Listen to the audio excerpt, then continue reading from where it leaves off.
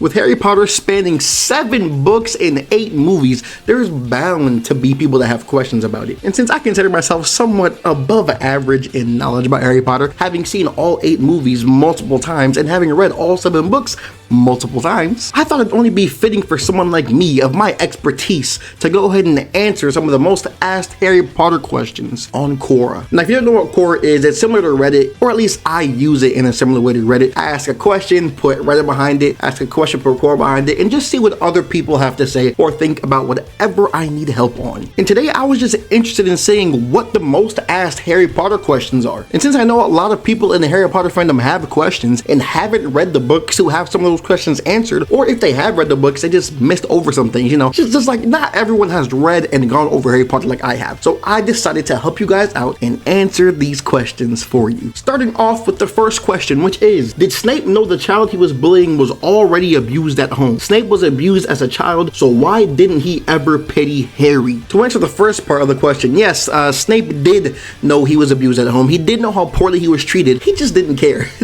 See, Snape loved Lily. His love for Lily is what made him care for Harry because all that bullying you see him doing to Harry comes from a place of hatred. He never liked James. He actually hated James.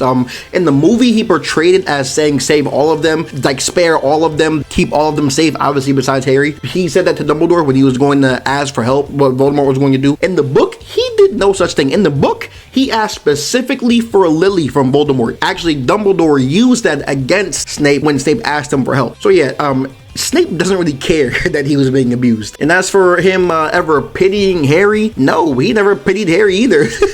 A part of why Snape hated Harry so much was because he resembled James, like extremely. And James was who tormented Snape the very most out of anyone else in school. Snape and James absolutely hated each other. And just Snape seeing Harry just brings back all those memories of James bullying him. So he does the same to his kid. Extremely messed up, but that's the reasoning. Our second question is, what sort of inappropriate charms did Aberforth Dumbledore perform on goats? It's never confirmed he performed any inappropriate charms on goats. I think he just loved goats a lot in the wizarding world, kind of made it seem weird. Yeah, that's all I can give you for that one. Our third question is it most likely that Albus himself killed Ariana in the 3-way duel between him, Grindelwald, and Aberforth? Yes, it is very possible. It's never confirmed, but we can speculate it might have been Dumbledore for the way he kind of spiraled out after what happened with her. But as far as the text, we don't know officially whose spell is the one that hit and killed Ariana. All we know was from them dueling and someone's spell went and hit her. So until we have official confirmation, it's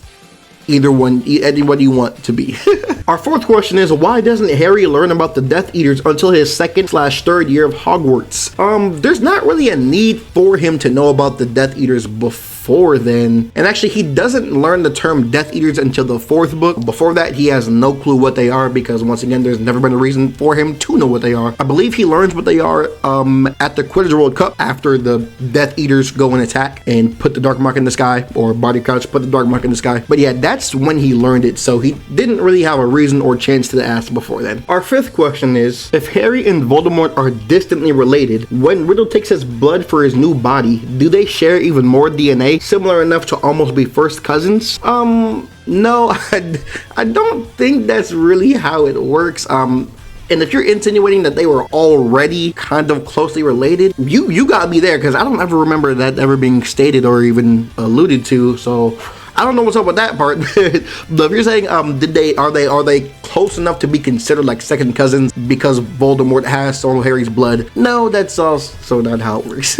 Our sixth question is, do people still write to Guild Lord Lockhart, or did Harry tell them the truth? So yeah, in the 5th book is when we see Lockhart for the first time in St. Mungo's, I believe. And it's there we see Lockhart writing back to his fans. And no, Harry never told anyone the truth about what he is. Dumbledore wanted this to be his example, wanted that to be his punishment, I guess, for going around obliviating wizards that Dumbledore knew personally, and taking credit for their achievements and just being an entire fraud in the wizarding world. Our 7th question is, why wasn't Umbridge executed by the time Voldemort was gone? Look, I understand hating Umbridge, because yes, we all hate Umbridge, but I don't think she really did enough to be like up for death for what she did. Maybe life in Azkaban, which she's still in Azkaban. She went to Azkaban for her crimes, not for what she did at school, but for helping Voldemort, I guess, in pretty much hunting down all the Muggleborns. That's what she went to Azkaban for. But death?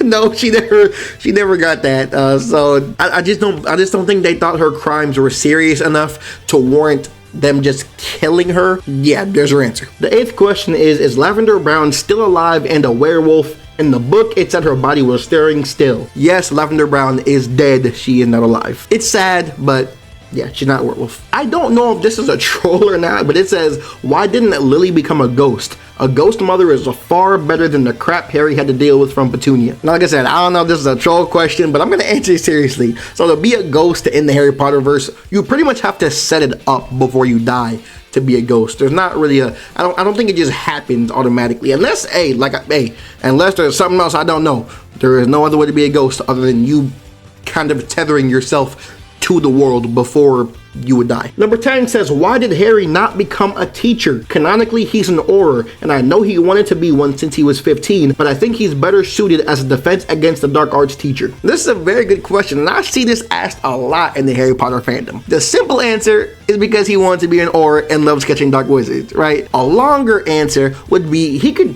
really be either one. I mean, who's to tell later in his life he won't switch from being an Auror after being in the service for so long and going back to be a teacher. I'm sure they would accept him immediately as a defense against the dark arts teacher because he's one of the best in the world, I'd say, at this point. And like you said, he's wanted to be one since he was 15, and the signs have always been there for him being strong in defense against the dark arts. So pretty much it's, does he want to use his extremely good talents to go out and catch wizards in the world, or does he want to use his talents and all his knowledge and what he knows to be a teacher? Like I said, I'm sure something could happen in the future where he changes and goes to be a teacher and retires or something, or just wants to fill in the teacher's position for a little bit, you know. But for now, we're just going to go with because he'd rather be an Auror right now. Number 11 says Teddy Lupin. His primary guardian was Andromeda Tonks and his godfather was Harry. I wonder if Draco ever made contact with his baby cousin or helped raise him. If so, did they have a good relationship? As far as I know, Draco and Harry never really had much of a relationship other than a nod or a handshake type relationship. Like, they never really had any kind of close relationship. I don't think he would go out of his way to go talk to Teddy. Maybe there's something that was written on Pottermore, whatever the website's called now. But as far as I know, no, there's never been anything like that with Draco. Number 12 says, why would Lily marry the same dude who used to bully and torture her ex-best friend? Even if he did change, you still can't forget that it happened. Well, the reasoning is because Lily didn't know all the time about what was going on. You can't expect her to be with James 24/7. 2, at one point, Lily stopped caring about Snape and what he did because Snape called her a mudblood and rejected her and everything at one point, so they stopped being friends a while before Lily died. And you said you can't change it or you can't forget it because it happened in the past, but yeah, you kind of can. You can't hold on to teenage grudges forever. I mean, look at Lupin. When Lupin went to go teach at Hogwarts, he didn't care about none of that petty stuff that happened between James and Snape back then because he was growing up. He realized that was back in the past. They were kids. They're adults now. You know what I'm saying? I move on past all that stuff. You know what I'm saying? Number 13 says, since Tonks is a metamorph magus, meaning that she can change her appearance at will, what did she originally look like? Like at Hogwarts, if she changed her appearance every week, how would teachers even recognize her? Also, I think her condition is rare, so how did it happen with Teddy? It'd be more believable had it been a grandchild or great-grandchild. To answer the first part, Tonks's face is her face. I mean, everyone recognizes her for a reason. She's not walking around as different people. The most she changes is her hair color a lot, and I'm sure she wouldn't change too much so people wouldn't recognize her. And yes, you're right, her condition is rare, but at the same time, she has it. Her mom didn't have it. Obviously her dad didn't have it, so that's why it's because she has it. That's why Teddy also has it. You know. Number 14 says, if Filch a Squib was allowed at Hogwarts, why wasn't Petunia? Also, the fact that there's a caretaker at Hogwarts when they could just use magic to clean the castle. Now that is a very good question. There is no concrete answer for why Filch is allowed at Hogwarts. We don't know how he ended up there. I don't even think we know what year he started there. Some people think that he is a Poltergeist, I'm not 100% sure, but he must have some kind of connection with the castle or something. Maybe Dumbledore saw pity on him somewhere because he's a squib and couldn't get no work or anything to do, so he just gave him a job at Hogwarts. That's the kind of thing Dumbledore would do. And Petunia wasn't a squib. A squib is being born from magical parents but having no magical powers. Petunia was born from Muggle parents, which is why Lily, who was Muggle-born, was still ridiculed against and why Snape called her a mudblood. So once again, to be a squib, you have to be born of wizarding parents. So like Molly and Arthur Weasley, if one of their kids didn't have magical powers, they'd be a squib. But if your parents are muggles and you don't have powers, but one of your siblings does, that does not make you a squib. That just makes you a muggle. Get it? Okay. Number 15 says, why did Draco want Harry to be his friend? Didn't he know his parents worked for the man who killed his parents? Also, why did he think that after him being seen bullying another kid by Harry, would Harry want to be friends with him? Sorry, I had to change up the ending. It was worded badly. The first part says, why did Draco want Harry to be his friend? Well, it's obvious. Harry Potter is one of the most popular wizards of all time, most well-known wizards of all time. He's been famous since he was born. So why wouldn't Draco want to try to befriend the most popular kid everywhere? And we can't forget that Harry also would have mixed well in Slytherin. He could have gone in Gryffindor or Slytherin. So just based off that also just shows that if Harry went to Slytherin, they could have been friends. And Draco doesn't really care that his parents worked for Voldemort. We don't even know how much Draco knew at that time anyway. And as for why Draco thought Harry would still want to be his friend after he was seen bullying another kid, one, Draco and Harry first met in Diagon Alley. I don't know if this person knows this or not, but I'm just gonna say they met first in Diagon Alley. I believe there, Harry didn't really know what to think of him or didn't care for him all that much even then. So when they got on the train, in the book, I believe, I haven't read Sorcerer's Stone in so long, but in the book, I believe Draco bullied someone on the train or was talking bad about Ron on the train and not in the hallway of the school like in the movie. But up to that point, Draco saw himself as top dog, like as that person, like that dude you want to be friends with. That's how he saw himself. He didn't realize it wasn't really that way besides Crabbe and Goyle and maybe some of the other Slytherins until he actually got to school and experienced Harry and other students standing up to him and not wanting to be his friend and not thinking he's cool and stuff like that. Number 16, did Sirius have a small crush on both James and maybe Remus at some point during their school years? I know a lot of people that are in the fan fiction Marauders fandom believe that or think that not necessarily James but Remus and Sirius had a thing for each other. I never got that vibe. I just got really good friend vibe and definitely don't think Sirius had a thing for James. I think they were just really good friends. There's not really been any evidence shown that they've been anything more than just good friends. So no, I'd say no. Number 17, if your Patronus can change based on feeling/love, will your Animagus form change too? That's a good question. Maybe that's been answered somewhere on a forum or J.K. Rowling maybe answered it somewhere. I actually don't know. I don't believe so, but that's a very interesting question. Okay, we'll do a few more and then we're gonna be done. Number 18 says, Fred and George literally bludgeoned Ron's pet Pygmy Puff to death. Why? For some reason I don't remember this, so it couldn't have been anything serious. And as to why, I would just say Fred and George and leave it at that. Number 19 says, in the wizarding world, people can see ghosts. Can muggles see them too, or is it that only those with the magical gene can see them? Are muggles mediums in existence in Harry Potter? That's another very good question. I would say muggles can't see the ghosts. If you're referring to like the Bloody Baron and Nearly Headless Nick, yeah, I would say no. I would say those count as magical, and I don't think muggles would be able to see them, but we haven't ever been put in a situation where we'd have to ask ourselves that really. So if I had to guess, I would just say no. And muggle mediums, specifically for like the wizarding world, I don't think so. But like I said, we haven't seen any evidence of it being in the story or the absence of it. So hey, whatever you want to believe on that, I guess. Number 20 is, why should Ron be jealous of Harry? When you think about it, I mean, you don't even gotta think about it.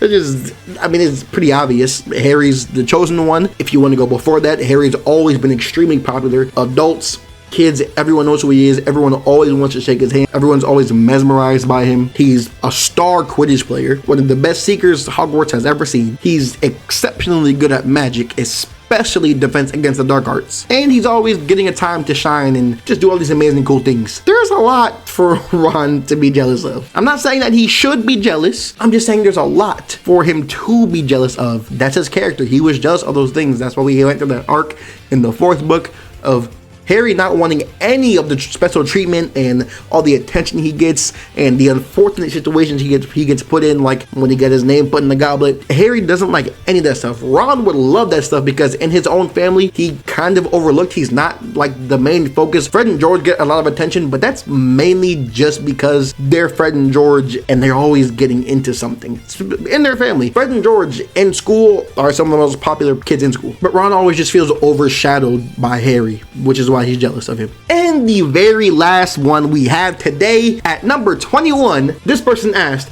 this one's weird, but I have to ask, did Snape die a virgin? We don't know. Hey, I'm gonna answer this very honestly.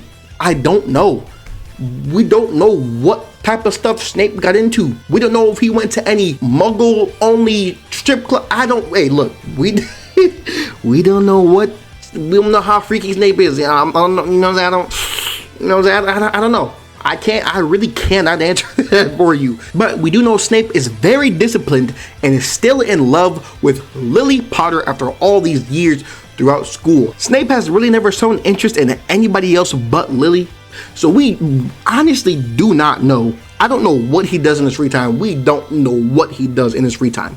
So it's very possible that he did die a virgin. Maybe he did some freaky stuff in school when he was, you know what I'm saying, back in high school, back at Hogwarts. Maybe he, you know what I'm saying, freaky party with the Death Eaters. Hey, I don't know. You know, I don't know. We're gonna leave that question up to y'all to determine. Let me know in the comments what y'all think. Did Snape die a virgin, or was he always a freak ball his whole life? Anyways, that's all I got for y'all today. Let me know what you thought in the comments. Should I do more videos like this answering Harry Potter questions? And let me know if you were satisfied by my answers to these questions, and if you believe I answered them correctly, or if I'm just chatting. I'm out.